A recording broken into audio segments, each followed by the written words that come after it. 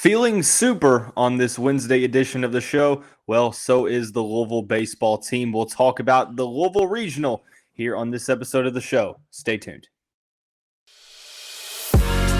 You are Locked On Louisville, your daily podcast on the Louisville Cardinals.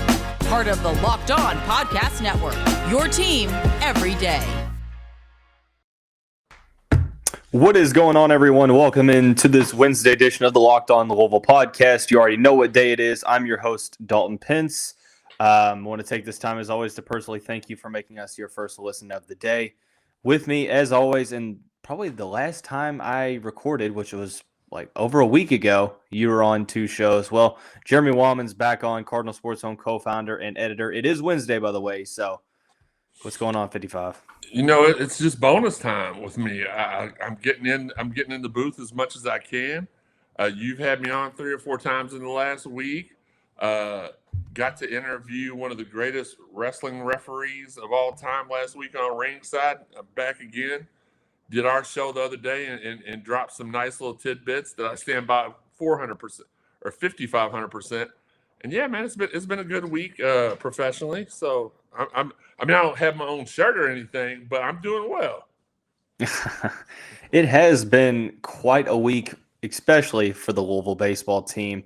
Coming back in the Louisville Regional, we'll talk about that here in the first segment of the show. We'll also discuss, is it time to panic about the Louisville basketball roster? We'll have a discussion about that. And then finally, we will dive into the weekly mailbag. If you haven't figured out by now, we are technically in the off season of the show, so there will only be about 12 episodes this month, not the usual 19 to 20. So just a programming note. But let's go ahead and get right on into it. The baseball team kind of pulled a 2019 rabbit out of the hat, lost in the second matchup of the Louisville Regional to the Michigan Wolverines, and then won 3 back-to-back elimination games to advance to the Super Regionals. And it was nothing short of theatric. The Cardinals scored 7 on Monday afternoon to go up big on Michigan. Michigan was then able to come back after a lightning delay, and then Cam Masterman etched his names in the record books with a towering 2-run shot that put the Cardinals ahead. Jeremy, what were your emotions going through, in that inning? Because there were some questionable calls, but, kind of walk me through what you were thinking throughout that infamous 8th inning. Well, first off, the whole, the whole game was just full of emotion. But we'll stick, because the Michigan fans, after their half of the first inning and their players just being very, very theatrical and braggadocious every time they hit it. I mean, they hit like 3 or 4 doubles in that first inning, got on the board twice, and they were just being extra. And to see their fans just acting like they were better than everybody else and then getting shut right up in our half of that inning after we went on our hit parade, 13 batters, I believe, in that inning. I really stopped counting after that. It was a beautiful day for baseball. I was able to be there in attendance for it. But going to the 8th, I'll be honest with you. I've only been in attendance. I have been to well over 200 Louisville baseball games. I have been there for 1 regular season loss, and it was the first time, I think, we played Vanderbilt in the midweek. We got mollywopped, and I'll have to go look that up because I'm going to talk about that on our show this weekend. But we got our brain. The only time I've ever been able to get Steve Rummage to go out to the baseball park, and we got blasted. And I'm not sure he's ever been back. And then I believe I'm now 22-1 in regional games, and that one, and I'll never forget it because we got to the 9th inning. Birdie was warming up. He was coming in. I had packed all my stuff, my camera, my computer, everything, put it in my backpack. Went down because back then there wasn't very many people covering the baseball team. So as nice as Garrett, the SID at the time was, like, he let me come down to the dugout, almost the dugout. There's a little side part, and we were down there we were happy. We were talking about how we were going to go to the soup, how we were going to go to gosh, was that a super regional game? Now that I think about That it, was a super. If you're talking about UC Santa Barbara in yeah, okay. 16, that was a So super yeah, regional. we were talking about. I mean, I was ready to go to Omaha. Everyone was We're ready. Omaha for the first time ever. I was legit ready to go, and it was like pop, pop, pop, pop, and I just hung on my head and walked out. But that's the only time that I have been. So we've never lost a regional game that I've been in attendance for. That's the 21. I thought it was 21-1, but I put that in the wrong group of games. So we're undefeated during the regionals when I'm there. We've lost one, I believe that we're like. I know this has nothing to do with what you're talking about, but you know me, and once you get me started, it's hard to stop me. But so we've lost one super regional game when I'm in attendance, but I got to a point to where I was starting to feel hopeless when they started just hammering away at us. I was like, gosh, man, this can't be how the season ended. After they screwed us during the regular season, during the Blizzard game, and just absolutely outplayed us the first game we played them in this regional. And then we pounded the pee out of them the night before. I was like, this is not how this ends. Like, why sports gods let us come back to force this game to let us go down like this? But then right as our part of the inning started, the top of the lineup was coming up to bat, 1, 2, 3. And the buzz around the stadium, everybody started getting a little, and it wasn't just me that lost all hope. It was the whole stadium. And then once we saw the lineup, the part of the lineup, the meat of the lineup coming up, the whole stadium was like, oh, yeah, I mean, if these three guys get on and then a guy, 2 knocks, we could be back in business. And then, of course, the questionable call, and here's what I'll say about that. The guy that made that call is a local guy. He worked at 93.9 back in the day when we had our radio show. Great dude, not a crappy umpire. I spoke to him last night after the game, and I asked him. I said, I know you didn't see anything fishy. I said, why did you call him safe just off the top? And he was like, well, I knew if I called him out, they were going to call him out. So I wanted to give them a chance to review it, and they reviewed it and said he was safe. Now, look, I didn't have all the views the NCAA had, but they showed one view on replay that I saw during the game where it appeared as if his fingers were pushed off the base and that he was out. What I don't know was that even though those two in the middle were pulled off, did any of the other ones touch? So I believe in baseball, if it's questionable, the tie is supposed to go to the runner. And I think that's what the NCAA said. They did not have a view that inconclusively showed. They had one that kind of showed, but they didn't have an inconclusive. And had they called that out, and they didn't have the proof, that there's fixing to be a riot in that stadium. So, it was a questionable call, but we still had a whole. People are like, well, we never would have came back and won that game. We still had a whole other inning left. So I'm not going to say we weren't going to. Yeah. But I mean, there's a lot of hypotheticals you can play. There's always the what if game. I will say from where I stood watching it on my phone when they kept showing the replays, from like on the field, it looked like he was safe. Like on in real time. Yeah. When we went back and watched the replay, I mean, it looked like he was out. When they slowed it down. Yeah. But I don't think it was as blatant as people truly made it out to be. I do think he was out, for the record. I do think that the umpires did, kind of, what's the word? Kind of shorten the strike zone a lot, especially in that Masterman at bat. And there was kind of a questionable, maybe a third strike where it seemed like Masterman himself even kind of knew that it looked like it was going to be a third strike. But regardless, here's what I'll say.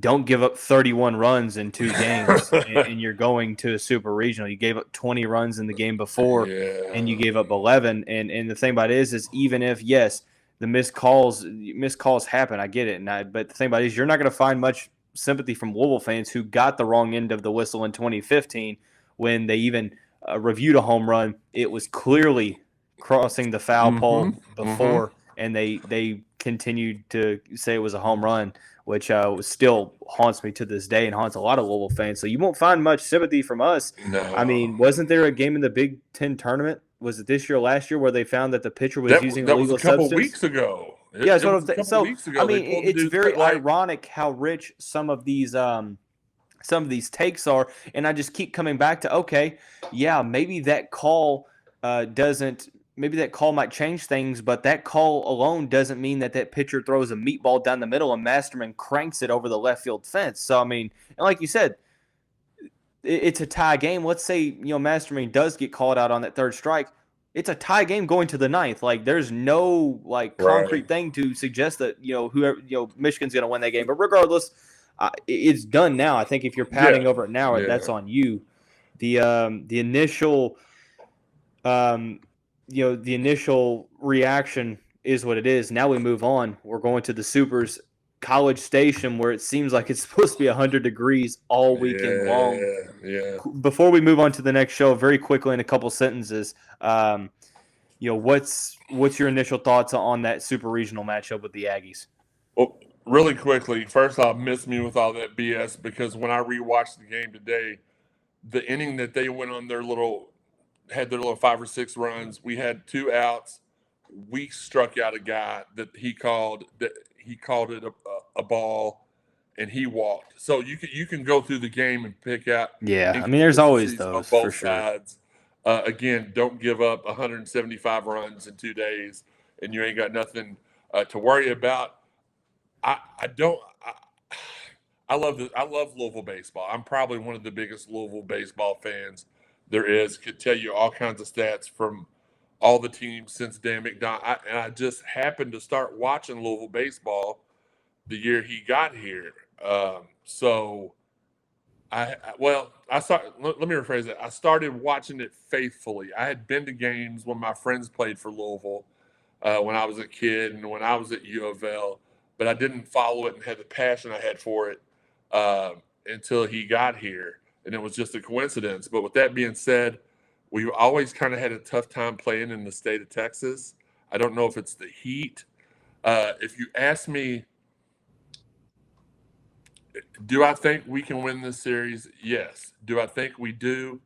I just don't know. I think it's a 50-50 toss-up at this point, because this may not be the most talented lineup we've ever had hitting-wise, but, brother, it is the most consistent. It is it may not be the most powerful hitting lineup. Maybe that's a better way to put it, because 1 through 9, you can get a base hit from any one of those guys at any point of the game. They proved it multiple times this year by being down big at the end of games and coming back and using the cardiac card mojo to come back and get those W's. So, you know what? Why not? Yes, we're going to go down there. We're going to beat them. We're going to sweep them, and we're going to go to Omaha for the 6th time? Something like that. But I'm with you. I think that Louisville, as kind of daunting of a task it is, I do think that there's a good chance that Louisville can come out victorious, but the pitching has to be, on point. We'll talk a little bit more about baseball in the final segment of the show. But for now, let's transition over into basketball, where Kenny Payne is still, constructing the Cardinals roster. There has been some concern over the past week regarding who will be joining the program. We'll talk about some of those concerns here in just a second, after we talk about our friends over at BetOnline. BetOnline.net is your number one source for all of your betting stats and sports info. Find all of the latest sports developments, news, and odds, including this year's basketball championship matchup, the NHL Hockey Conference Finals, Major League Baseball, and, of course, the fighting news from MMA and UFC. BetOnline is your continued source for all of your sporting wagering information. Head to the website today or use your mobile device to learn more about the trends in action. BetOnline, where the game starts. We have an important favor to ask you. We put together a survey so we can learn more about listeners like you and make your favorite Locked On podcasts even better. This is your opportunity to tell us what you like and don't like about Locked On Podcasts. Go to lockedonpodcast.com/survey right now to get started. It won't take very long, and everyone who completes the survey can qualify for a chance to win one of 10 $100 Ticketmaster gift cards. So Moving on into the second segment with Cardinal Sports Zone co-founder and editor Jeremy Wahman. Jeremy, over the past couple weeks, people have been getting a little frustrated with who is available out there in the transfer portal for Kenny Payne to go after. After the additions of Brandon Huntley Hatfield and Devin Ree, the Cardinals now have 4 scholarships at their disposal should they choose to utilize all 4 or some of the 4. But some of the targets that we've been talking about, from Tyrese Hunter, Malachi Smith, Isaiah Mosley, even guys like Justin Powell, just names that have been thrown out there, all have gone elsewhere, and seemingly the names are starting to dwindle down. I know you've been very adamant on your take here. What is your message to that part of the fan base that is a little bit more frustrated than others? Get a hobby. I don't know what the issue is here. First off, Mosley and Powell were never on our that you all put them on your list. And when I say I just said names that were mentioned. Not you. The fans. Oh. These are the same fans that are being impatient and they want Kenny to reveal his cards, no pun intended, at their disposal. That's not going to happen. He's doing this like he's doing everything. It is so hard for even me to get information. I just found out about a 4th walk-on late last night that just blew my mind. But that's not stuff that he wants everybody to know. And I told y'all on the other show, on this one, there was going to come a point where I had to stop telling everything I knew. And we're at that point. He doesn't want things to be out there. So I'm going to say, did we miss out on Hunter? I don't, from what I understood, we stopped recruiting him for one reason or the other. Malachi Smith, similar situation. So you all can say we missed out on people, but until you know the true story, and he's had a couple of guys wrapped up for months that y'all had no idea about. I mean, Bates is one that I felt comfortable talking about because that information came not from Kenny or Nolan, but came from his dad. But with that being said, like, he is trying to move in silence, and y'all are going to have to get over it. If you all cannot have your cake and eat it too. You cannot say, "Oh, I don't want Matt Jones in there to break all the news, but I want to know everything first." No, he's not going to tell anybody because that's just the way it is. So, what I will say to them is be patient. And I was joking about the hobby thing. Y'all know me; I'm typically mild mannered, but y'all aren't going to get what y'all want from Kenny Payne. He is working hard to turn this around. He's not even coached the game yet. Y'all have already got him winning 30 games this year. Please temper down the expectations. He is stepping into a new environment with not even a full roster, a new city, a new team. Y'all got to give him a little bit to work his magic, and I truly believe that's going to happen. But just because y'all don't know what's going on, don't mean nothing's going on. So maybe you'll be able to answer this. Maybe it's a little bit of speculating on your part as to what the answer would be. I feel like a lot of the fan base, one of the reasons why they might not necessarily believe what you're saying to an extent is because it seems like, we're going into mid-June. A lot of people are asking, okay, if he's got some guys committed, and they have been committed for a good amount of time, then what's holding the process up?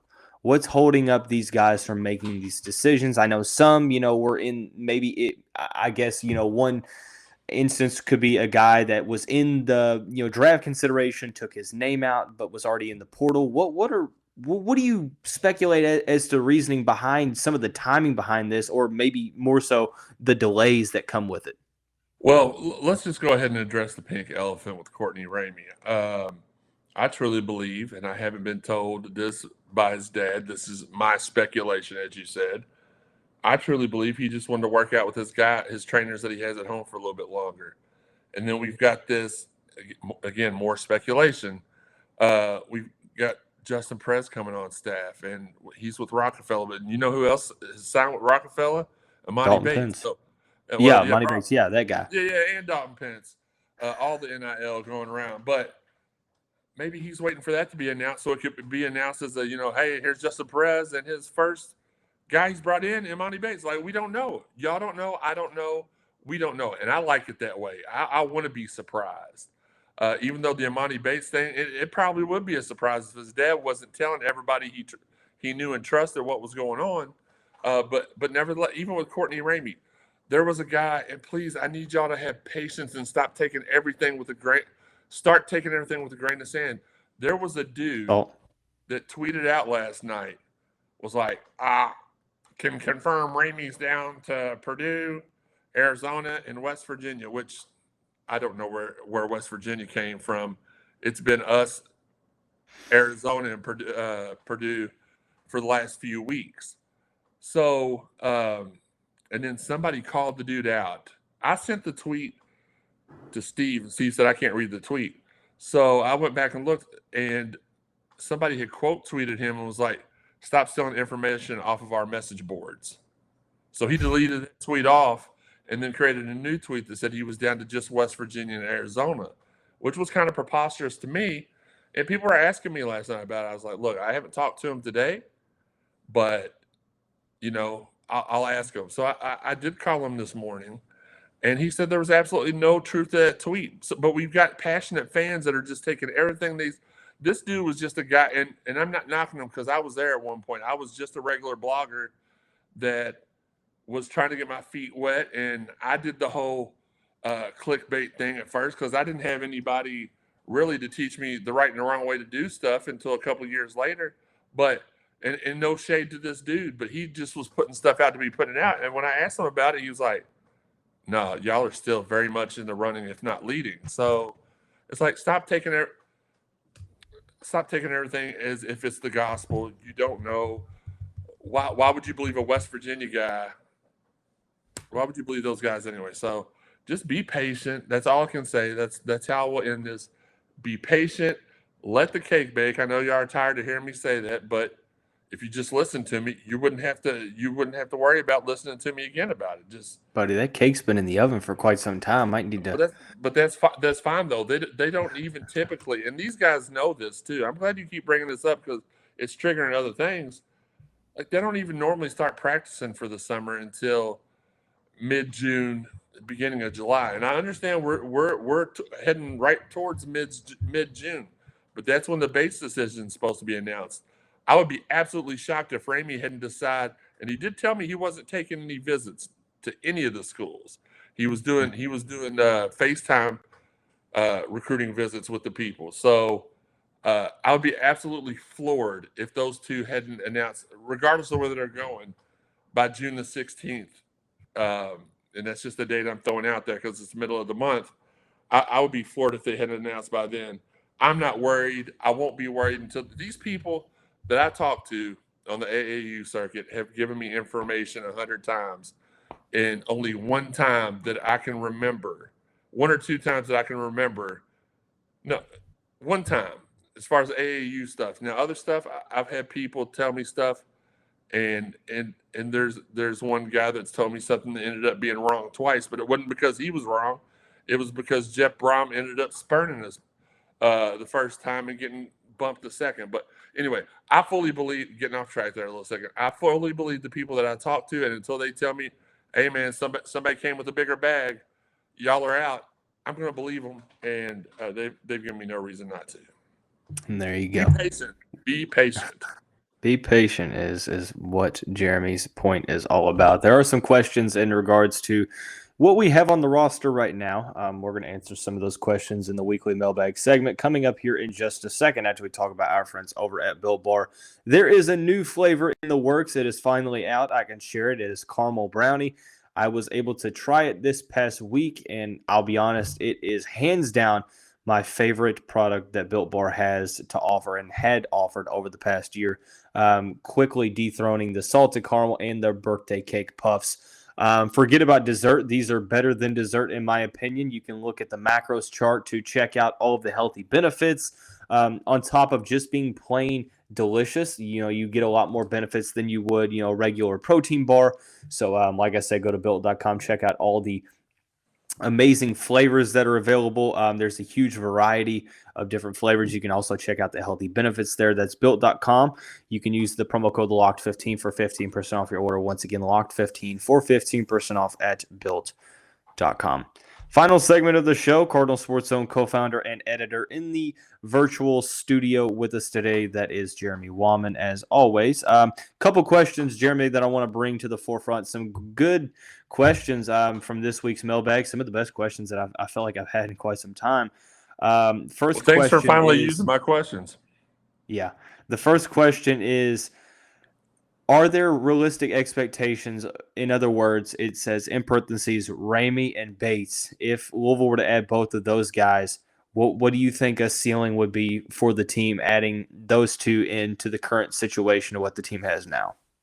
First off, I do want to talk about, you were talking about flavors, and I will go on record as saying this is the worst, most fraudulent Mountain Dew flavor ever. It is nothing like Super Sweet Lightning was horrible.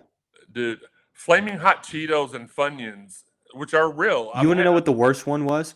Do you remember the ginger snapped one? Just came out like a year ago. Yep, it was horrible. It was it tasted like Fireball.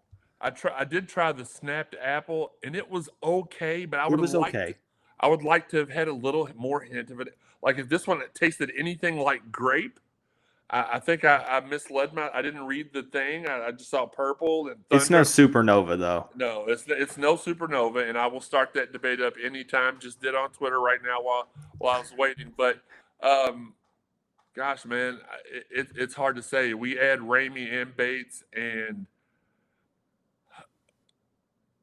I mean it's athletics. Anything can happen, but you just can't convince me that a team with Ramey, Bates, Kamari Lands, Sidney Curry, L. Ellis, Brandon Huntley Hatfield, Jalen Withers, Mike James, J.J. Traynor, and Roosevelt Wheeler. That's a Final Four team right there.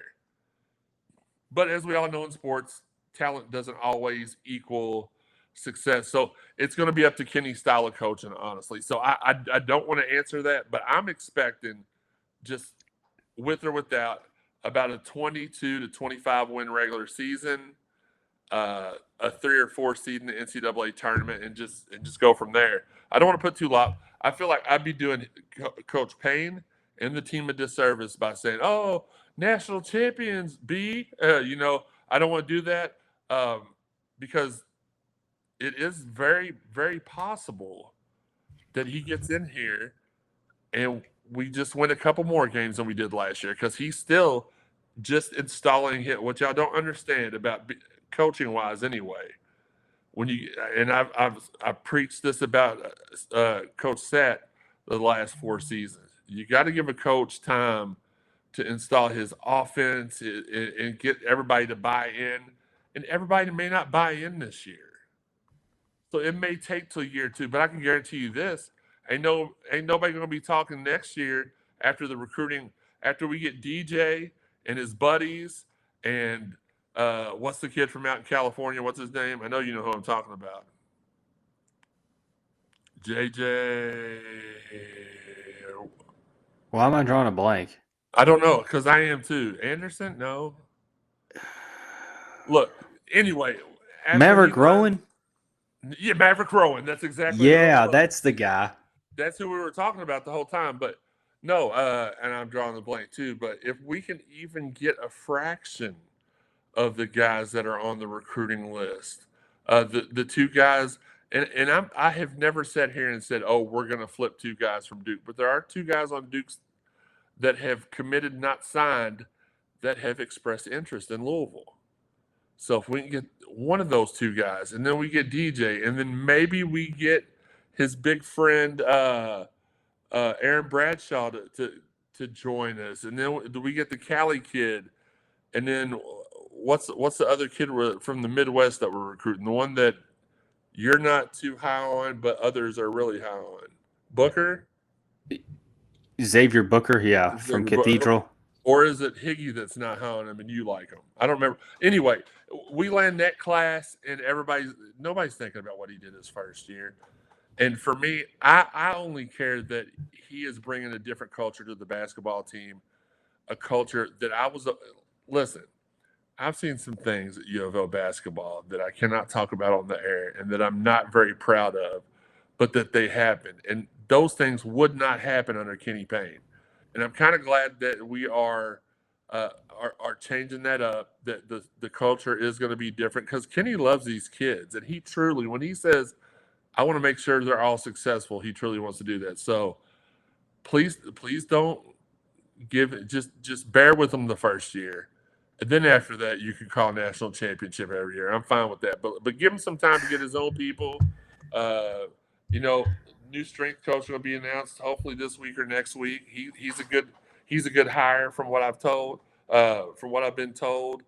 Get Justin in here, get these two guys popped, and then we'll be good to go. Then the argument won't be. I don't understand all the people freaking out just because. I mean, Kenny was just named the coach about, 78, 90 days ago? Like, give him some time to do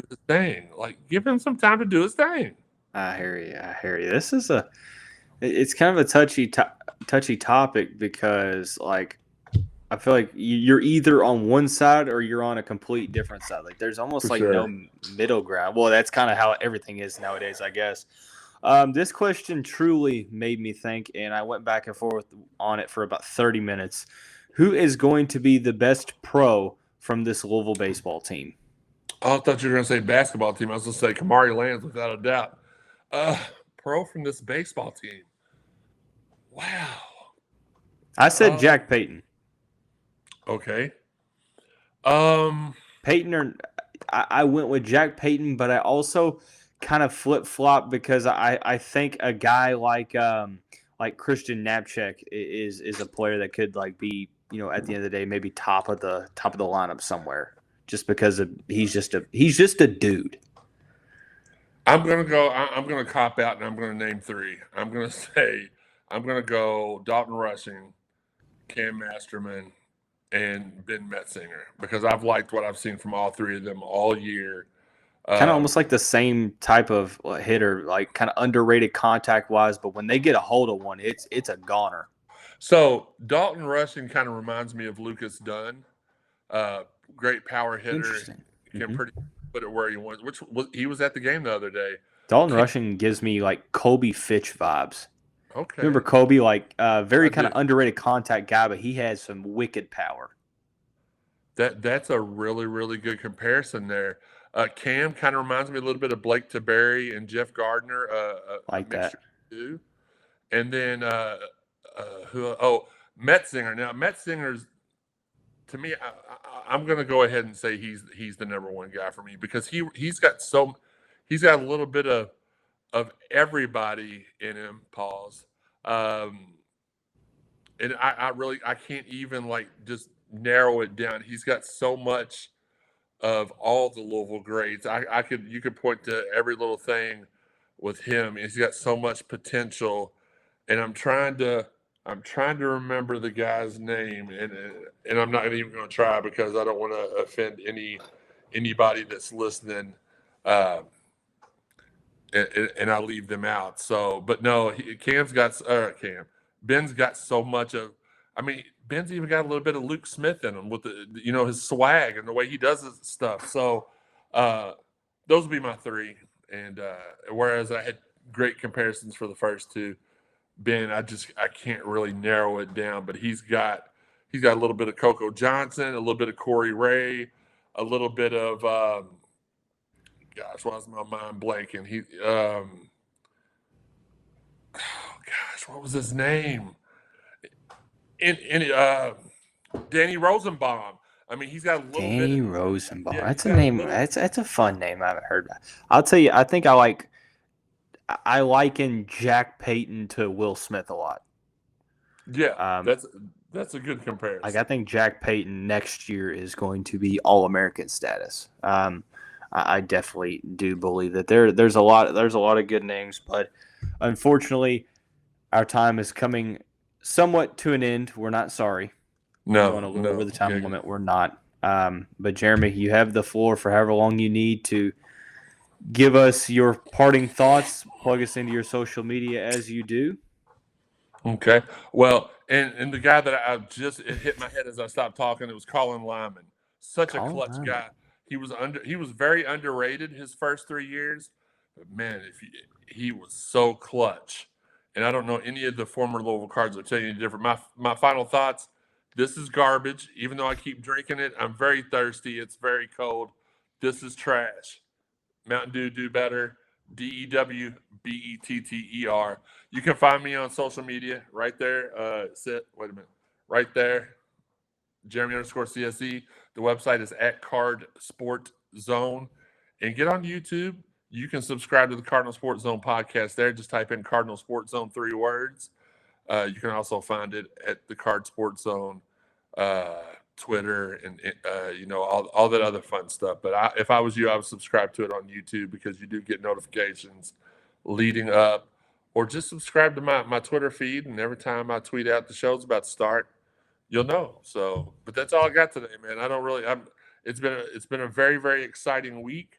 I was glad to be able to get out and watch some good baseball.